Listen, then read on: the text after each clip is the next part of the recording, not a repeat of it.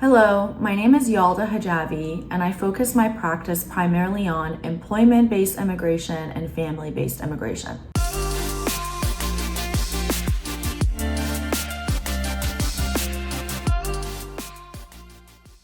One of the most common questions that I often get in the employment immigration world is, what can I do to get a green card through employment if I do not have an employer that's willing to sponsor me? Well, there are two common options for these individuals. One way is to get what is called an extraordinary ability visa, which falls under the EB-1A preference category. The second option is to get what is called a national interest waiver, or an NIW, that falls under the EB-2C preference category. In both circumstances, the employee or foreign national can self-petition for their green card, so they don't really need a job offer from an employer in the United States, but there are a lot of nuances to both of these cases. So first and foremost, even though you don't need a formal job offer, you do need to show some interest in your work. That can be done through recruitment offers, LinkedIn messages, informal employment letters. Essentially, you need to prove to USCIS that you're coming to the United States in order to pursue the work that you're getting the green card for. So although you're not technically tied to having one employer, you do need to show that there are employers in the United States that can benefit from your work and that are interested in the work that you do.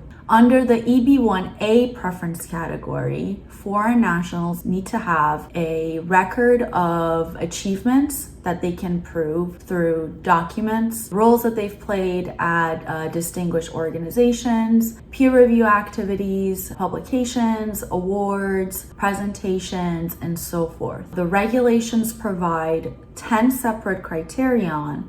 And for EB-1A preference category, the foreign national needs to meet at least 3 of them. Or they can have proof of a one-time extraordinary achievement. So that's winning a Nobel Peace Prize or an Olympic medal and things like that. Typically, the clients that I get for the EB-1A preference category do not fall under the latter. That's pretty rare. So usually we're dealing with proving the 3 out of 10 regulatory criterion that the foreign national needs to meet. For a national interest waiver, it's a little bit different because the proof that you need to show for your achievements is not regulatory based. It's actually based on a case law called Dinosaur. However, the work that you portray still needs to be documented.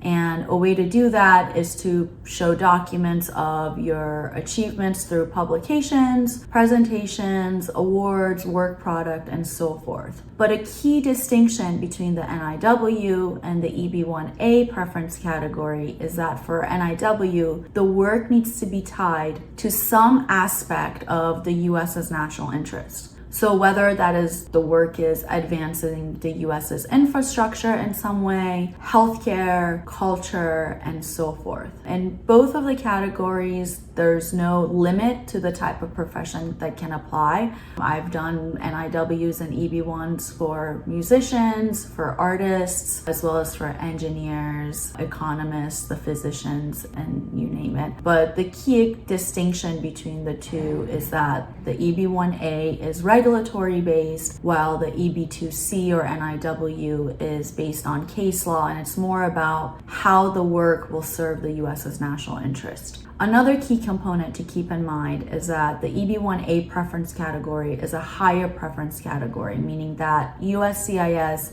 is more particular with how they grant these, and they're harder to get than NIWs because the criterion is set a little bit higher. The EB-1A people need to be among the top 1% of experts in their fields. That's not the case with an NIW, so they get treated differently by USCIS. So when determining whether you qualify for EB-1A or EB-2C preference category, it's really important to consult with a seasoned immigration attorney that can determine which qualify for better based on your resume and by looking at your documents. So I hope that was helpful in summarizing ways to apply for a self-petitioning green card.